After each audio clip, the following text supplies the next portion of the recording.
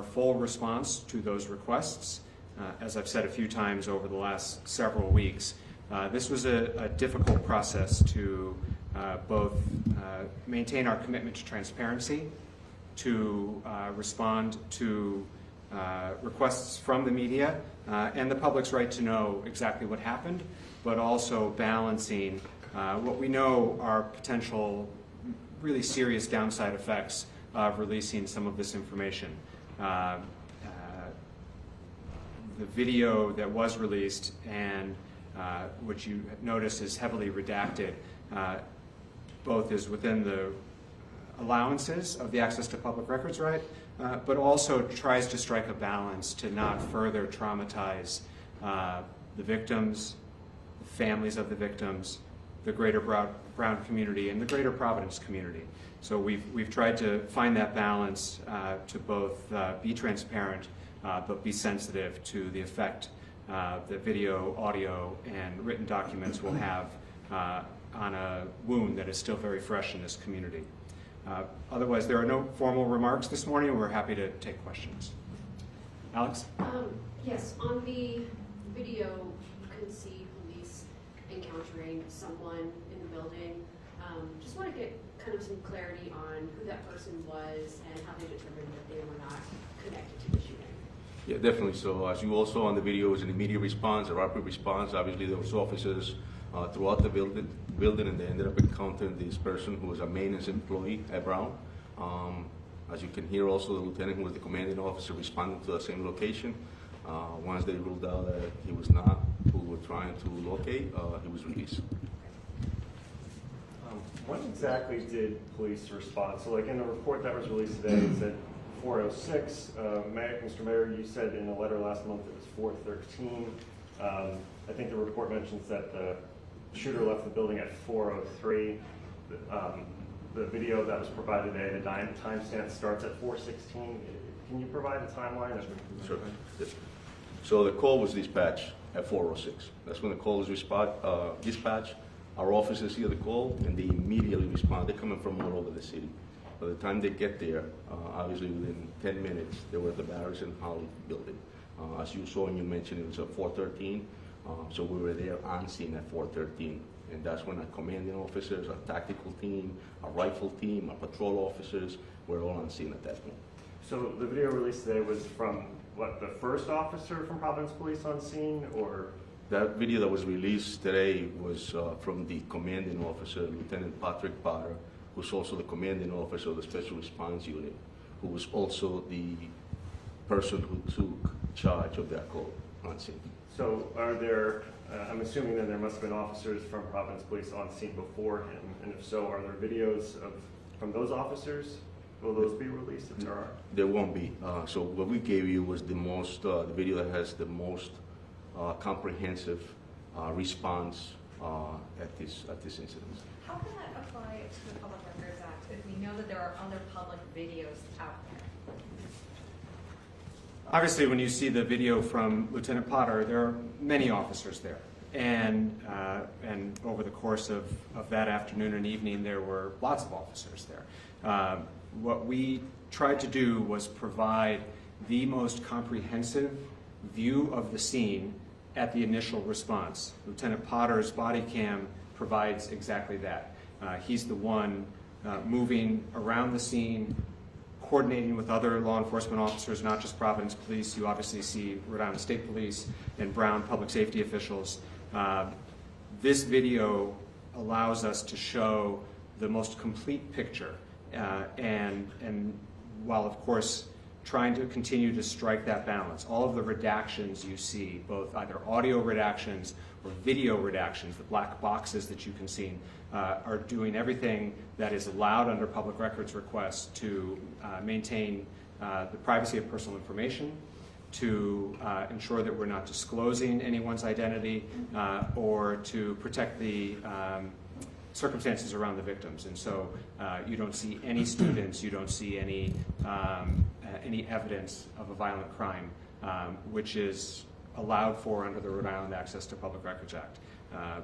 The other officers that you see are interacting with Lieutenant Potter And so it's his singular body cam which provides that most complete full view, which is why that's the video that has been released. The only new video that released today is of the body camera footage. There's no new surveillance footage, in particular for the building. Did Brown not release that to the city, or is this confirmation there actually is none inside the building or outside? So, as was said many times throughout the process, and particularly the week during the investigation, Brown shared all the video with Providence Police that they had. Brown has withheld nothing from us. They were great partners through the investigation, were fully cooperative, and we were able to bring this to conclusion because of their full cooperation. There's nothing that's been withheld. That doesn't mean that every piece of footage that they shared with us is relevant to be released to the public. We have all of the video that we needed for our investigation, and at this point, the Providence Police investigation is closed. Who makes that call as far as, and I understand the balance, but is it you, is it the colonel, is it a panel, how does this decide? Which call?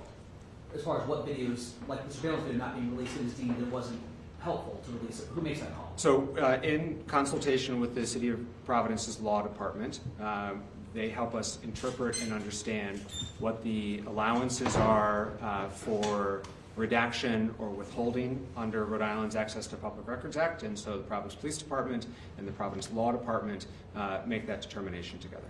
Have any policies or emergency response plans changed since this incident? So we have Providence Police, Providence Fire, Providence Telecommunications, which is 911, and Providence Emergency Management, PEMA. Those 4 agencies make up our public safety team.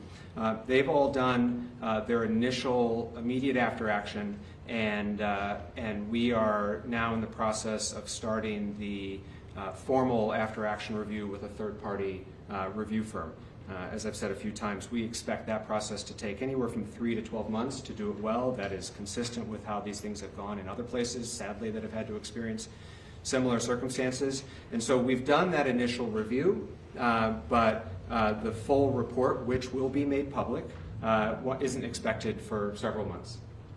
Colonel, a question as far as one of the transmissions, and I apologize, maybe I'm not listening to every single piece from the audio, but it said that there were 5 Brown University police officers working that day, but only 2 were available. Do we know where the other 3 were?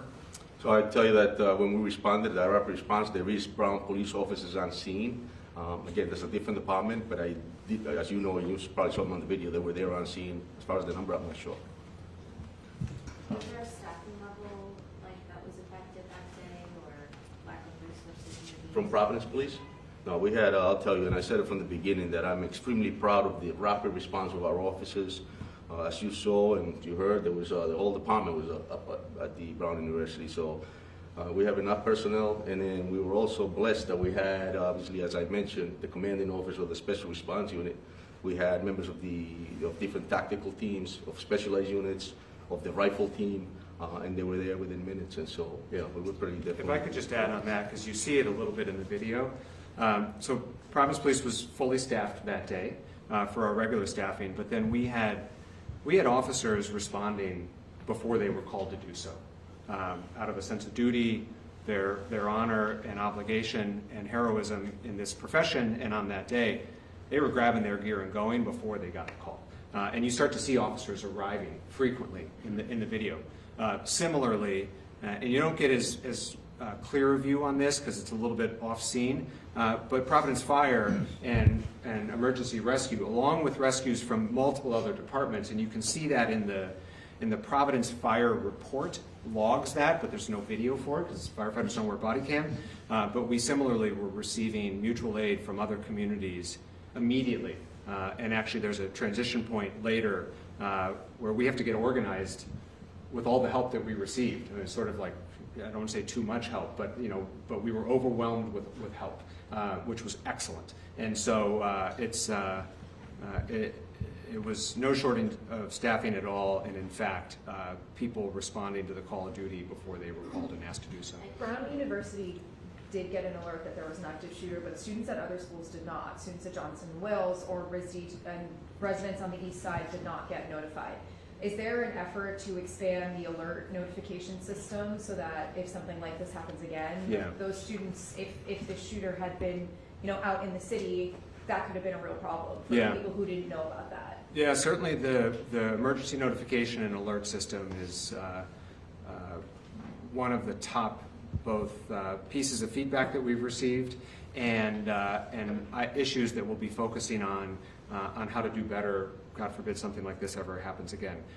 Residents did receive an alert from our PVD 311 system. As has been discussed many times, that is an opt-in system. You would have needed to have signed up for 311 to get a 311 request. And so for the many people who had never signed up, they wished they had received notification.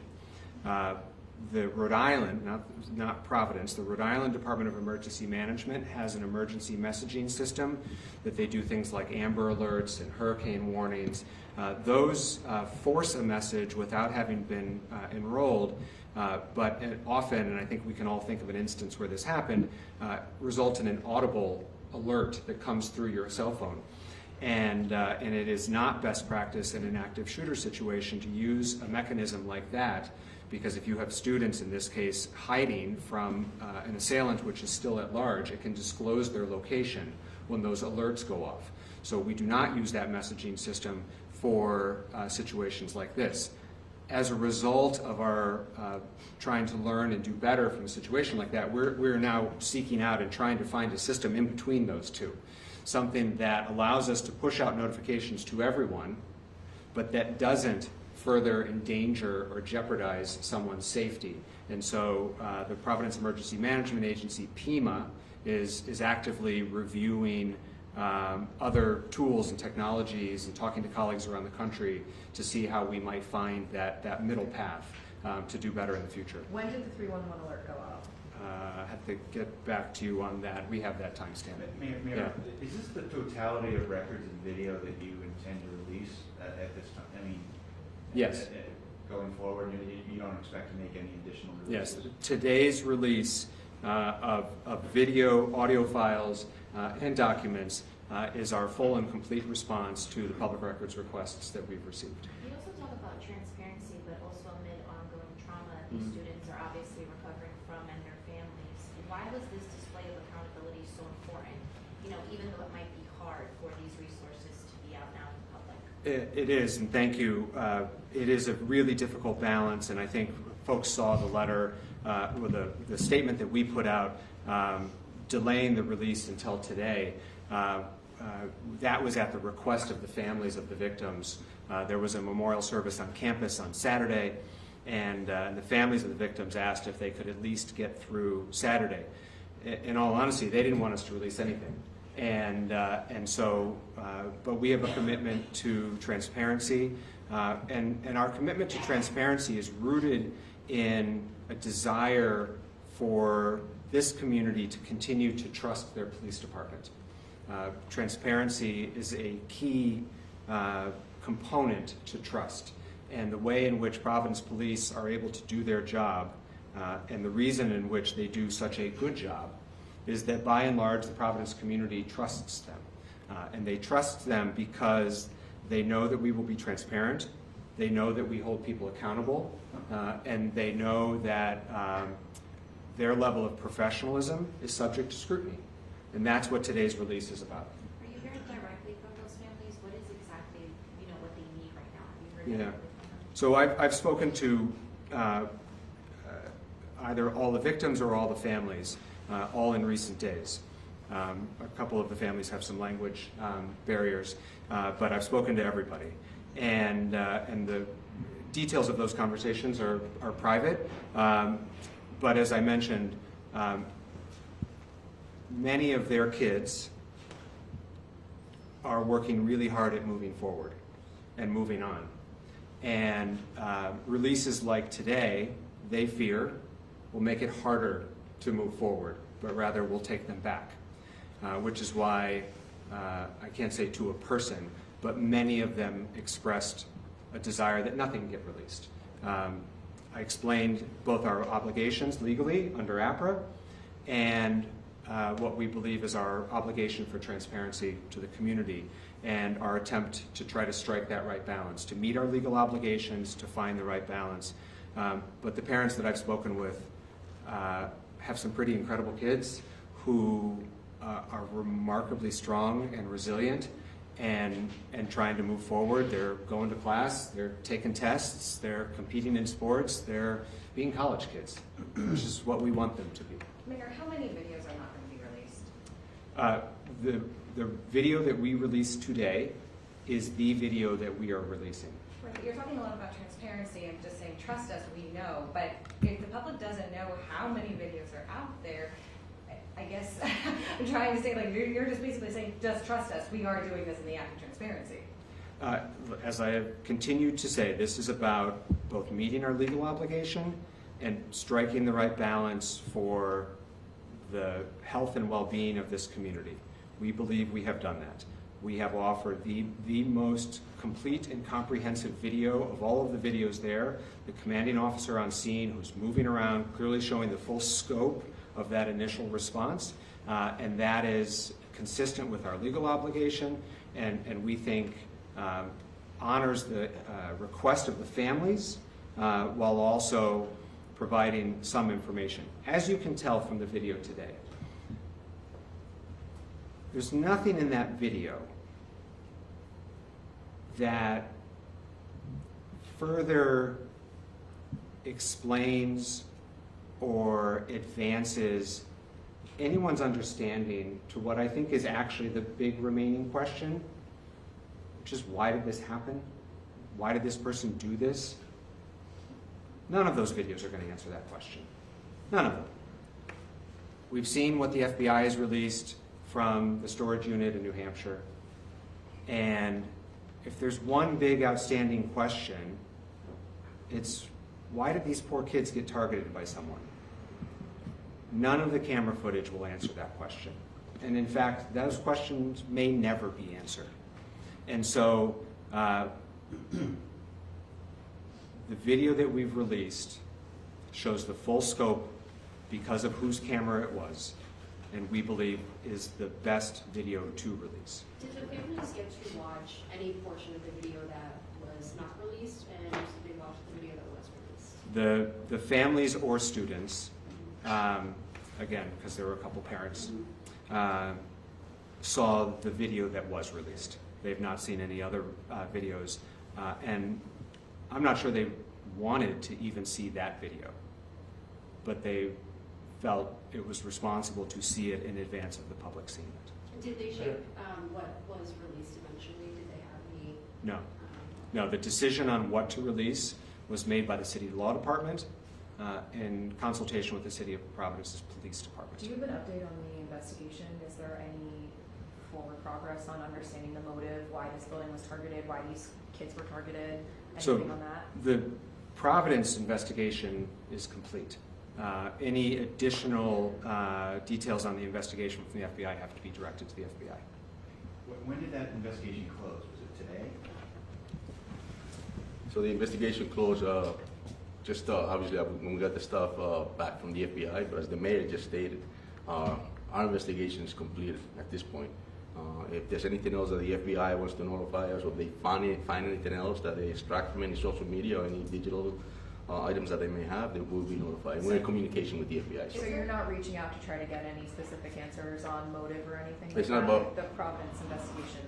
So it's not about reaching out, we're in communication, we're in collaboration with the FBI. That conversation happens all the time. And so if anything new comes up, they're definitely going to notify us. Is there any video that shows the shooter getting away at that 403 mark? Any video that Like you mentioned that you mean from body worn moments. cam? What video are you Either. specific? No, there's no videos that shows them at that 403 mark. Uh, Other than the Any video, other video other than the about- video that you also from a dash camera from one of the transportation vans from Brown. In the video that was released today, you were talking a little bit earlier about, what you can show and what you can't show under the law. I was just curious, like more specifically, what was redacted in the video? There's a lot of audio redactions, and then there's big sections that are blacked out. Are the blacked out scenes when the lieutenant entered the auditorium? And what are they saying on camera that people can't hear? So I'll tell you, as the mayor stated, we release was the most comprehensive. We are not going to release the stuff that was blocked out. It's to ensure that we don't re-victimize anybody. There's So no that was the crime scene. correct, shooting scene. correct. There's no purpose, and I don't think for any one of us in this room to re-victimize anybody, to see something that is going to cause more trauma to those victims at Brown. And so, as to your question, the stuff that we blacked out is to make sure that we protect the privacy of those victims. Ma'am, I wonder if you could describe the efficacy of the real-time crime center. Clearly, this was the first significant event, if you will, since its inauguration earlier that year. And are any of the information collated or collected by that crime center part of the release today? Yeah, so I'll let the Colonel expand on the usefulness of the real-time crime center, but just note for those who've seen the video, you can hear on the footage Lieutenant Potter saying, effectively, stand up, turn on the real-time crime center, and see what videos Brown has. You hear them respond that they're doing both of those things, and in the days that followed, and there's been some reports on this, that really became the nerve center of the full investigation. So both of the initial response, but then a central collaborative place, particularly in a circumstance which is unique for us here in Providence, where there were so many other partners. The opportunities for misunderstanding, misinterpretation, failure to share a vital piece of information when there's that many chefs in the kitchen, that can happen. The Real-Time Crime Center helped us prevent that from happening, and that it became the central hub of the investigation, of the information sharing, of the exploration of leads, of making sure that you don't get tunnel vision by multiple different people having to be able to look at a thing and draw their own conclusions, so that there wasn't sort of a groupthink mentality. So that opened in July, and we're very grateful that it was in place in time for December 13th. I think the mayor covered everything as far as what the Real-Time Crime Center offers, specifically on the day, but I'll tell you that the mayor just stated it became the central hub for us, where we conducted debriefings, meetings, download videos, with different entities from the federal agencies had space to work on, as well as our own Providence police detectives. And I'm glad that it was an operation to give us that room and that space. And it was definitely helpful, and it continues to be essentially helpful when we're trying to come up with evidence or videos, especially when crime is committed in the city. Mayor, just trying to clarify. Yeah. Providence Police investigation's closed. When you asked earlier about the full court, were you referring to the FBI as they'll be released in a couple months? Is that what you were saying? No, we've made a commitment to third-party review, sort of an after-action review with an assessment of the Providence's full public safety apparatus's response. We're going to hire an expert, but a third-party expert, to do an after-action report for our response, to both give us an opportunity to have a third party give fresh eyes to see how we could have done better, but then also to advance our continued commitment to transparency, that it's not just Providence Police telling you what happened, but that someone else would come in and take a look at our response and then share that with the community. So Brown is committed to doing the same. We'll be hiring separate consultants, and that's what I was referring to earlier. Could more video potentially be released during that? This is our full response to the public records request and all of the documents that we plan on releasing. Can we go back to the Sorry. emergency notification system Yes. just for a moment? Is it correct to say that the emergency notification systems remain unlinked and they remain unchanged from what happened? Like, you have not changed that policy, you haven't changed the systems are still unlinked, and people still have to sign up independently for 311 alerts? Yeah, I don't know what you mean by unlinked, but Like the Johnson & Wales is not connected to RISD, is not connected to Brown, and you still have to sign up individually as an individual for a Got it. 311 alert. So for the city of Providence, yes, you still have to sign up for 311 alerts. That is the nature of the system, and it's also, in the absence of an event like this, actually what our constituents would want. 3 months ago, we would have been criticized for sending an alert to someone who said, I never signed up to get these. And it is a system that is typically used for things like a day trash delay, or a parking ban, or the rec centers will be open late because it's a high heat day. This is how we usually use that system. Not usually, it's not designed for mass shooter event. And so that system remains in place. The various institutions in Providence, the 4 private colleges, the hospitals, I'm not sure, but I assume several large employers, they all have their own notification systems. And those are their systems with their rules, their timing, their decision on when to send a notification out. And then Rhode Island Emergency Management and Providence Emergency Management, as I said, are looking now for a new, better system that does not require an opt-in. That is not in place yet, but the work is underway to find the best right solution to that dilemma. Please. Colonel, when was the last time the FBI briefed you on the case? Was it recent? The last time it was when we just pressed the call in talk to see if there was any updates. At this point, no updates. Last month? About 2 weeks ago or so. Can you describe any ways of what the initial response was? I mean, I know that you have that one video, but could you talk a little bit about what officers were seeing when they first got to the building? Yeah, I'm sorry, again. Can you talk a little bit about what the videos show in that initial, like the first officers to the scene? The first officers, the one that we release, or The ones that you're not releasing? the ones we're not releasing, I think it's just outstanding police work. When we respond to an active shooter threat, I'll tell you that it's, and this video that we released shows that. But beyond that, it shows the rapid response. It shows how officers are trying to find an individual to neutralize them. It shows how officers are trying to find victims, rescue them, take them to get the medical attention that they need.